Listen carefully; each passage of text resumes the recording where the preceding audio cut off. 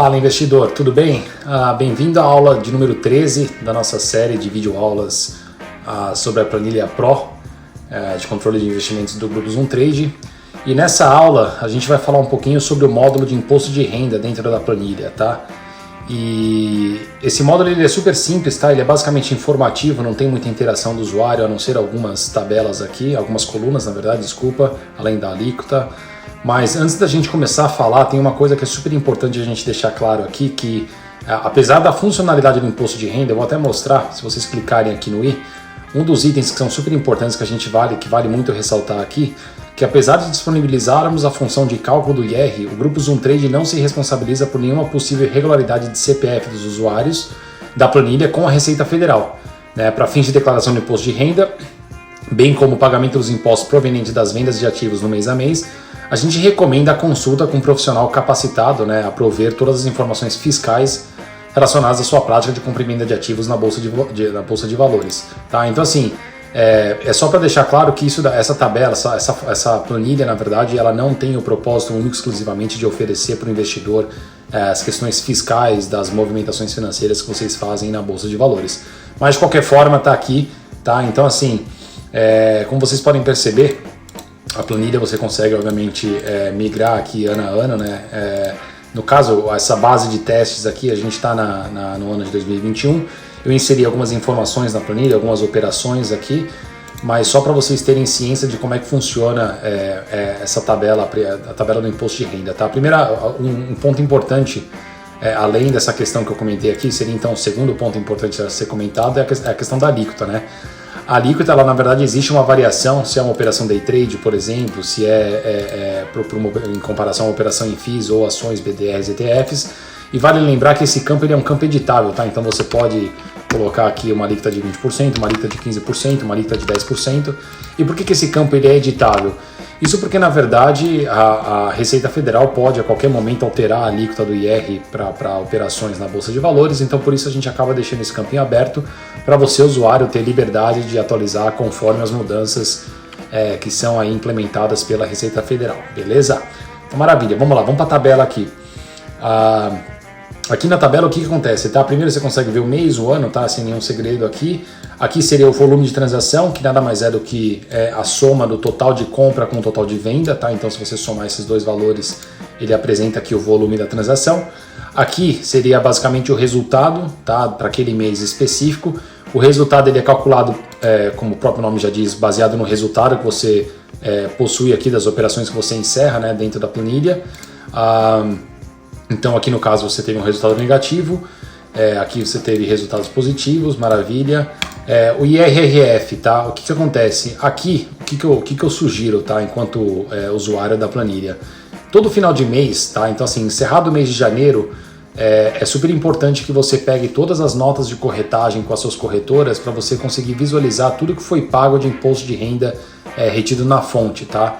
Normalmente esses valores são super baixos, de 1%, dependendo da situação. Eu não vou entrar no mérito conceitual, mas o mais importante é que vocês, na verdade, preencham esse valor para que esse valor seja deduzido do valor a ser pago, tá, do imposto de renda no mês.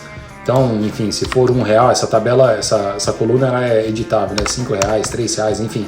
É super importante que você faça isso para garantir que o cálculo aqui ele esteja corretinho, tá bom?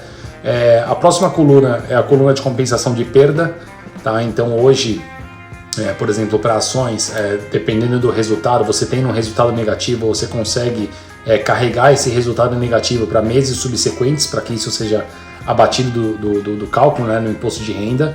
Então aqui tem todo o mecanismo de cálculo da compensação. De novo, eu não vou entrar no mérito conceitual de como é feito, por que é feito, porque esse tipo de informação a gente sempre sugere que seja feita uma pesquisa à parte, ou mesmo que se fale com um profissional, mas vale lembrar que existe aqui todo o mecanismo de cálculo da compensação de perda.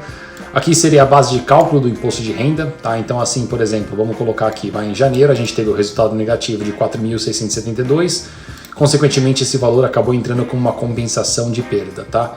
No mês subsequente, em fevereiro, eu tive um resultado positivo de R$994, tá?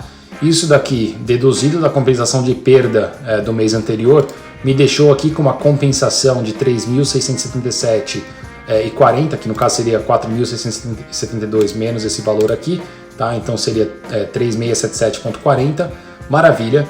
No mês subsequente, em março, eu tive um resultado de 5 mil. 5 mil, na verdade, acaba sendo um resultado maior do que essa compensação que eu tinha, tá? Então, obviamente, eu preciso pagar um imposto de renda em cima desse resultado positivo. Mas eu não vou pagar em cima dos 5 mil.